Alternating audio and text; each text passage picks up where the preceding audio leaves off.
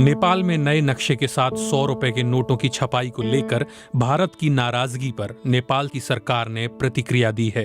नेपाल सरकार की प्रवक्ता और प्रचंड कैबिनेट में सूचना और संचार मंत्री रेखा शर्मा ने कहा है कि ये एक नियमित प्रक्रिया है।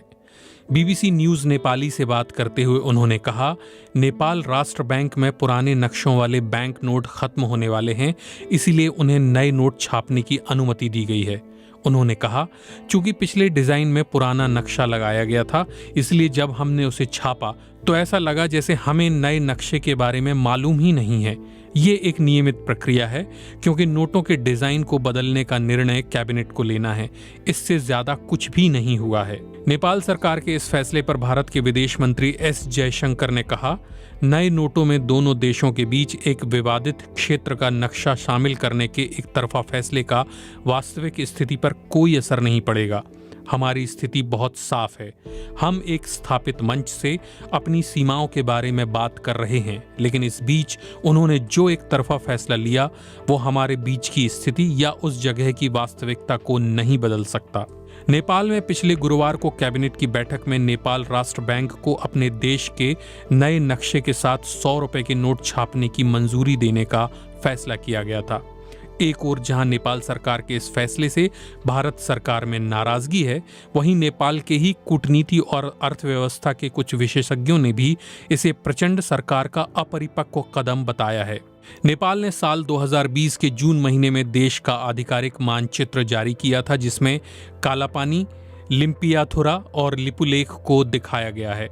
कुछ जानकारों के मुताबिक सरकार का ये फैसला केवल लोकप्रियता के लिए लिया गया था और 4 साल पहले जारी नेपाल के नए नक्शे को कोई खास अंतर्राष्ट्रीय मान्यता नहीं मिल पाई है। नेपाल राष्ट्र बैंक के पूर्व गवर्नर और राष्ट्रपति के सलाहकार चिरंजीवी नेपाल का कहना है कि राष्ट्रीय बैंक को नोटों पर नया नक्शा लगाने की अनुमति देने के सरकार के गुरुवार के फैसले से नेपाल को भारत के साथ व्यापारिक संबंधों में दिक्कत हो सकती है। चिरंजीवी नेपाल कहते हैं, नेपाल का संविधान केवल देश के भीतर ही लागू होता है, लेकिन नेपाली रुपये के नोट पड़ोसी भारत के साथ सीमा क्षेत्रों में भी प्रचलन में हैं। नेपाल के तराई और सीमावर्ती क्षेत्रों में कारोबारी लेन देन आमतौर पर नेपाली रुपये और भारतीय रुपये में किया जाता है।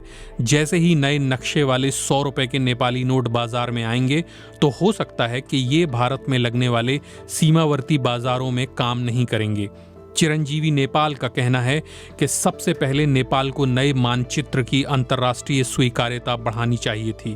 त्रिभुवन यूनिवर्सिटी के डीन और अंतर्राष्ट्रीय कूटनीति के प्रोफेसर खड्ग केसी सार्वभौम कहते हैं कि एक संप्रभु देश को अपने नोटों पर देश का नक्शा लगाने के लिए इस बात की चिंता नहीं करनी चाहिए कि पड़ोसी या दूसरे देश क्या कहेंगे। उन्होंने कहा, संविधान में नक्शे को नोट में डालने का मामला एक संप्रभु देश का मुद्दा है। नए नक्शे के साथ नोट छापने का फैसला स्वागत योग्य है, लेकिन ये अधिक स्वीकार्य होता यदि इसे संयुक्त राष्ट्र और उसकी एजेंसियों के समक्ष परिपक्व तरीके से पेश किया जाता। हम ऐसा किए बिना ही स्टंट करते चले गए। उन्होंने कहा कि नेपाल को अपनी जमीन पर दावा करने में संकोच नहीं करना चाहिए।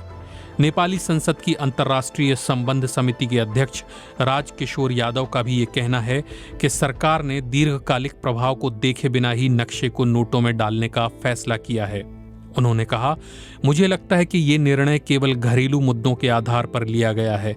इस बात को ध्यान में नहीं रखा गया कि ये हमारे हितों की कितनी रक्षा करता है या उन्हें कैसे प्रभावित करता है। कुछ कूटनीतिक विशेषज्ञों का कहना है कि नेपाल द्वारा नक्शा प्रकाशित करने के बाद नेपाल भारत सीमा समस्या के समाधान के लिए बने स्थायी और अस्थायी तंत्र के काम पर भी असर पड़ा है।